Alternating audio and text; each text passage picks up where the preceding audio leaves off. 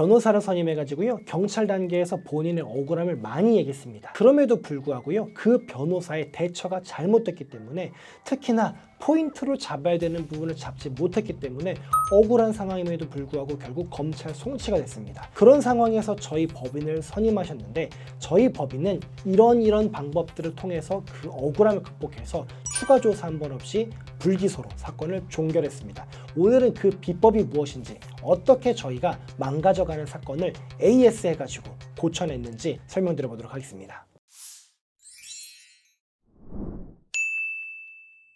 네, 여러분 안녕하십니까? 검사 출신 형사전문 변호사 법무법인 A파트의 용성호 변호사입니다. 오늘 알려드린 사건은요, 강제추행 사건입니다. 특히 동성 간의 강제추행 사건이에요. 그런데 강제추행 사건에 있어서 단순히 우리가 어떻게 대응을 했다가 아니고, 다른 변호사를 통해서 대응을 하다가 잘못된 부분이 있어가지고요, 변호인을 중간에 저희로 변경하셨습니다. 그래서 저희로 변호사 변경을 하신 다음에요, 저희가 송치된 사건을 뒤집은 케이스인데 어떻게 했는지 설명을 드려보도록 하겠습니다. 요즘에 저희 상담 오시면 많은 분들이요, 기존의 변호사가 선임되어 있는 경우들도 꽤나 많습니다. 그러면서 기존 변호사님이 이렇게 하라고 했습니다. 기존 변호사님이 이런 의견서를 내셨습니다. 기존 변호사님이 이거 해줘야 되는 것 같은데 안 해주고 있어요. 제가 지금 잘하고 있는 건가요? 저희 변호사님이 사건 처리를 잘하고 계신 건가요? 라고 물어보는 경우들이 많습니다. 물론 기존 변호사님들이 잘하고 계신 경우들도 많지만, 저희가 봤을 때 기존 변호사님들이 사건을 좀 안일하게 대응하고 계시거나 사건의 포인트를 저희가 보았을 때는 잘못 짚고 계신 경우들도 많습니다. 오늘 알려드린 사건도 그런 케이스입니다. 사실관계를 먼저 살펴보도록 하겠습니다. 우리 의뢰인이 피의자고요, 상대방은 피해자입니다. 피의자는요, 동성애자예요. 피해자도 동성애자입니다. 사실 정확히 말씀드리면 동성애자로 추정이 됩니다. 피의자는요, 동성애자들이 모여있는 사이트에서 오늘 어디에서 만날 뿐이라는 글을 올렸습니다. 그랬더니 피해자가 그 글에 저요 라고 하면서 서로 간에 매칭이 이루어졌고, 우리 어디 사우나에서 몇 시에 만나자 라고 해서요, 그 사우나에서 만나기로 했습니다. 자, 피의자가 그 사우나에 갔습니다. 그런데 사람들이 워낙 많은데 누가 피해자인지 정확히 알 수는 없잖아요. 특히나 셀카를 찍어서 올린 거랑 꾸미지 않은 목욕탕 내에서의 모습은 다를 수가 있다 보니까 피의자 입장에서 누가 피해자인지 정확히 구분이 안 가는 거예요. 그래서 누가 피해자인지 물색하고 있는데, 피해자로 보이는, 자신과 매칭된 사람으로 보이는 사람이 저기 사우나실에 앉아 있는 거예요. 그래서 그 사우나실에 따라 들어갔습니다. 서로 간에 다른 대화는 없고 양옆에 앉아서 서로 간에 눈을 살펴보고 있었는데, 피해자가 수건 밑으로 자신의 성기 부위를 만지고 있었대요. 그러고 나서 갑자기 그 수건을 걷어냈는데 피해자의 성기 부위가 발기가 되어 있었고, 피해자가 그러고 나서 피의자 쪽, 저희 의뢰인 쪽을 한번 힐끗 바라보고는 사우나실에서 나갔답니다. 그리고 수면실로 향했대요. 수면실에 들어가가지고 피의자가 피해자 옆에 이제 누워가지고 이 사람이 나랑 연락했던 사람인가 보구나 라고 생각을 하고요, 피의자가 피해자의 옆에 누워서 피해자의 성기 부위를 만지기 시작했대요. 처음에는 피해자가 가만히 있었다라고 합니다. 그런데 약 한 30초 정도 지나가지고 지금 뭐 하는 거야? 라고 하면서 뛰쳐나가서는 경찰의 강제추행으로 우리 의뢰인을 신고했던 케이스였습니다. 자, 기존 변호사님의 의견서 먼저 살펴보도록 하겠습니다. 자, 기존 변호사님께서 제출한 의견서를 보면요, 전체 의견서가 16페이지입니다. 그런데 16페이지 중에 이거는 범죄에 해당하지 않습니다 라는 내용은 딱 2페이지밖에 없습니다. 그리고 그 2페이지의 내용에는요, 어떤 내용이 쓰여 있냐, 이렇게 쓰여 있습니다. 이렇게 나와 있습니다. 피의자로서는 발기된 상태로 피의자를 바라보는 등 피해자의 행동을 성적인 신호로 오해할 여지가 충분하였고, 무슨 말이냐, 아까 전에 사우나 내에서 피해자가 자신의 성기 부위를 만지면서 자위행위를 하니까 자신의 성기가 발기가 되었고, 그런 모습으로 피의자를 바라보니까 피의자, 우리 의뢰인 입장에서는 나와 함께 어떤 성적인 접촉을 하고 싶구나 라고 오해할 만한 여지가 충분하고, 그 다음 문단도 이렇게 나와 있습니다. 피의자 성기를 피해자도 스스로 만졌을 뿐만 아니라 피의자의 성기 접촉을 손으로 뿌리치거나 하는 등 명시적인 거부 의사를 밝히지 않았다. 결국은 두 가지를 말하고 있는 거예요. 첫 번째, 피의자 입장에서 오인할 만한 상황이다. 오해할 만한 상황이다. 두 번째, 피해자가 거부 의사를 명시적으로 밝히지 않았다. 요 두 가지를 얘기하고 있습니다. 그런데 솔직히 제가 봤을 때 이 의견서는 부족했습니다.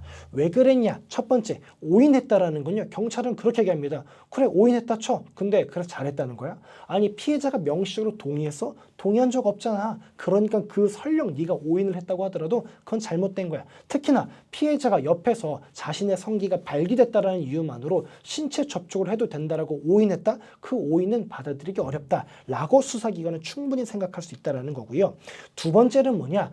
피해자가 명시적으로 거부 의사를 밝히지 않았다? 그러면 수사기관이 이렇게 얘기하겠죠? 아니, 명시적으로 거부 의사를 밝히지도 않았는데 그러면 피해자가 갑자기 왜 소리 지르면서 뭐 하는 거야? 라고 말하면서 그 수면실에서 뛰쳐나가서 경찰 신고를 했겠냐? 명시적으로 거부했으니까 뛰쳐나왔고 신고를 했겠지 라고 하면서 사건을 검찰에 송치했습니다.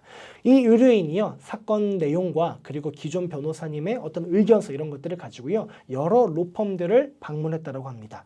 많은 로펌들이 이렇게 얘기했대요. 이거 혐의 인정될 수밖에 없습니다. 그냥 빨리 피해자와 합의하시고 최대한 선처 받으시죠 라고 얘기를 했는데, 저희 법무법인은 이렇게 사건을 바로잡았습니다. 첫 번째, 피의자와 피해자의 신체 차이를 봤을 때 폭행 협박이 있었다고 볼 수 없다. 즉 우리는 강제추행의 구성 요건에 먼저 초점을 맞췄습니다. 강제추행하는 게 뭡니까? 폭행 또는 협박을 해가지고 상대방과 신체 접촉을 한 경우, 이걸 바로 강제추행이라고 하잖아요. 그러면 신체 접촉이 있었다 그 자체로 강제추행이 아니고 폭행 협박이 있어야 되는데, 피의자와 피해자의 신체적인 차이를 봤을 때 폭행 또는 협박이 있었다라고 볼 수 없다. 저희 의견서 내용 살펴보도록 하겠습니다. 자, 피해자가 자기를 소개한 내용이 이렇게 나와 있습니다. 나이 21세, 키 180cm, 몸무게 74kg. 이런 것들을 보면 피해자는 굉장히 건장한 성인 남성입니다. 즉 피해자보다 키도 작고 나이도 많은 피의자가 힘으로 피해자의 손을 붙잡아서 피의자 자신의 성기에 갖다 대거나 피해자의 반항 같은 걸 뿌리친 다음에 피해자의 성기를 만지거나 이런 것들은 현실적으로 불가능하다. 그렇기 때문에 피해자 진술에는 신빙성이 없다. 두 번째, 피해자 진술에 신빙성이 없다 본 케이스 뭐였냐? 폭행 협박이 있었다라고 한다면요, 신랑이가 있었을 것인데 이를 목격한 사람이 전혀 없다. 그러니까 이거예요. 기존 변호사님 뭐라 말씀하셨냐? 피해자가 명시적으로 거절의 의사를 밝히지 않았습니다. 이 얘기만 하셨는데